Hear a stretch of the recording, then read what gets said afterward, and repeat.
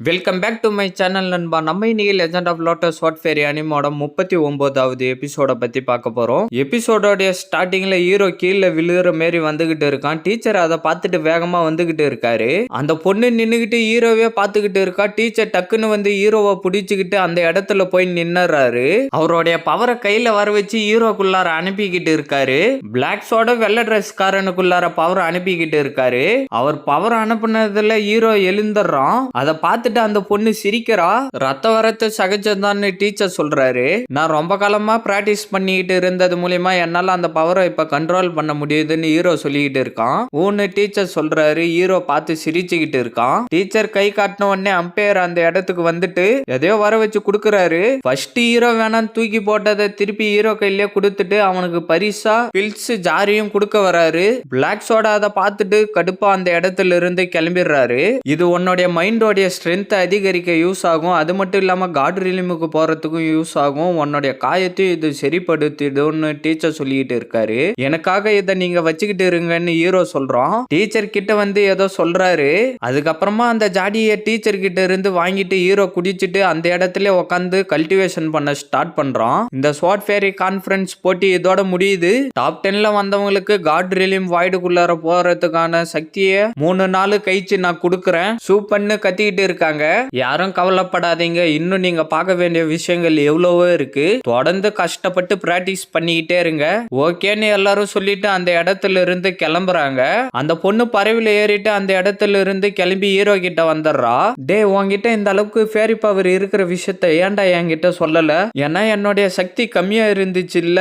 வாழ்த்துக்கள். இதுக்கப்புறம் நீ தான் யங் ஜெனரேஷன் கூயிஷோடைய எக்ஸ்மேன் எவர்கிரீன். நீ டாப்ல வந்துட்டடா. என்னுடைய ஃபேரி பவரை கண்ட்ரோல் பண்றதுக்கு எனக்கு பல காலங்கள் ஆயிடுச்சு. நீயும் ஃபேரி பவரை கண்ட்ரோல் பண்ணணும்னா நீ ரொம்ப கஷ்டப்படணும்னு ஹீரோ சொல்லிக்கிட்டு இருக்கான். அந்த சக்தி எல்லாம் ரொம்ப அற்புதமா இருந்துச்சு. நீ அவசரப்படுற அளவுக்கு எந்த ஒரு விஷயமும் இல்ல. ரிலாக்ஸா இருன்னு பர்பிள் தாத்தா சொல்லிட்டு வர்றாரு. நீ 3 மாஸ்டருங்களையும் தோக்கடிச்சு ஒரு இம்மார்டல் ஆக விரும்புறியா? அப்படின்னா நீ ஒரு விஷயத்த ஞாபகம் வச்சுக்கணும். நீ கோவப்படக்கூடாது, மத்தவங்கள பார்த்து பொறாமப்படக்கூடாதுன்னு வெள்ளை தாத்தா சொல்லிக்கிட்டு இருக்காரு. சரி நீ ஹீரோ சொல்றான். எவர்கிரீன் உன்கிட்ட ஏதோ பிசிக்கல் ப்ராப்ளம் இருக்குதுன்னு சொன்னாங்க.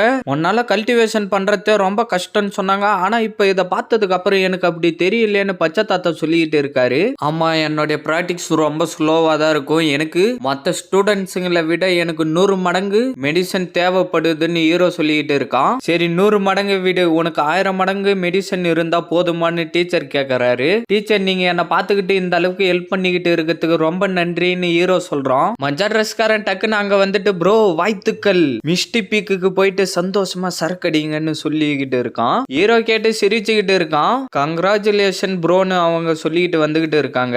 நீங்க எல்லாரும் என்ன இந்த மாதிரி எல்லாம் பண்ணிக்கிட்டு இருக்கீங்கன்னு ஹீரோ சொல்றான். மஞ்சள் ட்ரெஸ்காரன் ஏதோ சிக்னல் கொடுக்கறான். அவன் பார்த்துட்டு டக்குன்னு ஹீரோ சைடு வரான். இன்னும் கொண்டாடுறதுக்கு நிறைய விஷயம் இருக்குன்னு சொல்லிட்டு 3 பேரும் டக்குன்னு ஓடியாந்து ஹீரோவை மேல தூக்கி போட்டு விளையாடிக்கிட்டு இருக்கானுங்க. எல்லாரும் நின்று அதையே பார்த்துக்கிட்டு இருக்காங்க. சீனை கட் பண்ணா நைட் ஆகிடுது. கிங்யூ சரக்கு எடுத்துக்கிட்டு வந்து உக்காடுறா. ஹீரோ சரக்கு அடிச்சுக்கிட்டு இருக்கான். யங் மாஸ்டர் எவர்கிரீன் நீங்க ரொம்ப அற்புதமானவரு. கிங்யூ செலிப்ரேஷனுக்காக கொஞ்சமா குடிக்கலாம்னு சொல்லிட்டு நீ என்ன ரொம்ப குடிச்சுக்கிட்டே இருக்கன்னு ஹீரோ கேக்குறான். நீங்க ஜெயிச்சிட்டீங்க, நான் ரொம்ப சந்தோஷமா இருக்கேன்னு சொல்லிட்டு சரக்கு அடிச்சுக்கிட்டு இருக்கா. ஹீரோவும் சரக்கு அடிச்சுக்கிட்டு இருக்கான். என்னவோ சவுண்டு கேக்குது. ஹீரோ திரும்பி பாக்குறான். பார்த்தா நம்ம பச்சை தாத்தா சரக்கு அடிச்சுட்டு நடக்க முடியாம நடந்து வந்துகிட்டு இருக்காரு. நான் வெறும் 2 ரவுண்டு தான் வச்சேன், எனக்கு இது பத்தாது, எனக்கு இன்னும் கொஞ்சம் வேணும்னு சொல்லிட்டு நடந்து வர்றாரு. தாத்தா நீ ஏற்கனவே நிதானம் இல்லாம இருக்க, இதுல நீ இன்னும் குடிக்க போறியான்னு சொல்லிட்டு கூட்டிட்டு வரா. தாத்தாக்கு 200 வயசு ஆகுது, இன்னும் அவர் ஸ்ட்ராங்கா தான் இருக்கான்னு ஹீரோ சொல்றான். நீங்க எப்படி ஒரு பொருளை யாருக்கிட்ட இருந்துன்னா வாங்கணும்னு நீங்க கேட்டது எனக்கு இன்னும் நல்லாவே ஞாபகம் இருக்கு. இந்த சின்ன பொண்ணு தான் ஓலி மெடிசனை என்கிட்ட இருந்து திருடிட்டா.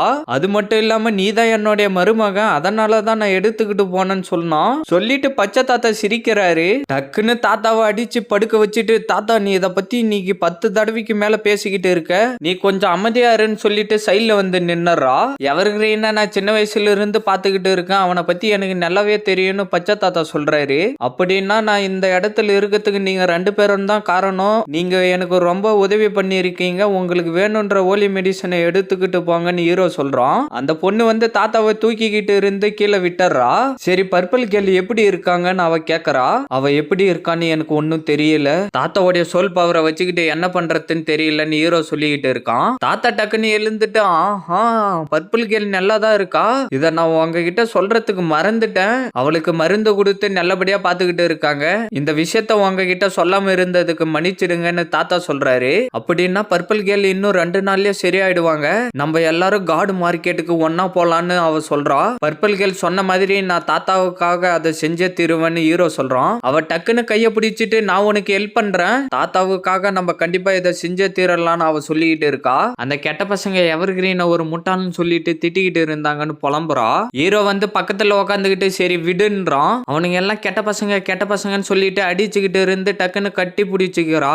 ஒன்னு அவனுங்க அந்த மாதிரி பேசி இருக்க கூடாதுன்னு சொல்லிட்டு ஃபீல் பண்றா. கிங்கியூ நீ குடிச்சிருக்கியா, யார் சொன்னாங்க, நான் குடிக்கவே இல்லையன்னு சொல்லிட்டு டக்குன்னு ஹீரோ மேலேயே சாஞ்சறா. பச்சை பொண்ணு பார்த்து கடுப்பாயிடுறா. எவர் கிரீன் நீ ஒரு விஷயத்த ஞாபகம் வச்சுக்கணும், அது என்னன்னு சொல்லிட்டு அப்படியே படுத்துறாரு. பச்சை பொண்ணு தாத்தாவை பார்த்துட்டு ஐயோன்னு சொல்லிட்டு எவர் கிரீன் குன்லுன்ல நீ இருக்கிறது ரொம்ப கெட்ட நேரம் போல, உன்னை நினைச்சு எல்லாரும் பொறாமப்பட்டுக்கிட்டு இருக்காங்க, ஃபர்ஸ்ட் நீ மெடிசன் எல்லாம் சேர்த்து வச்சுக்கிட்டு இருன்னு அவ சொல்லிக்கிட்டு இருக்கா. நீ அந்த மெடிசனை கொடுத்ததுக்கு உனக்கும் தாத்தாக்கும் தான் நான் நன்றி சொல்லணும், அதெல்லாம் சரக்கு ஊத்திட்டு எவர் கிரீன் இன்னைக்கு நீயும் நானும் சேர்ந்து இன்னைக்கு குடிக்கலாம்னு சொல்லிட்டு எடுத்து வச்சுக்கிட்டு கைய காட்டிக்கிட்டு இருக்கா. எவர் கிரீனும் பார்த்துட்டு அதை எடுத்து டக்குன்னு சியர்ஸ் அடிக்கிறாங்க.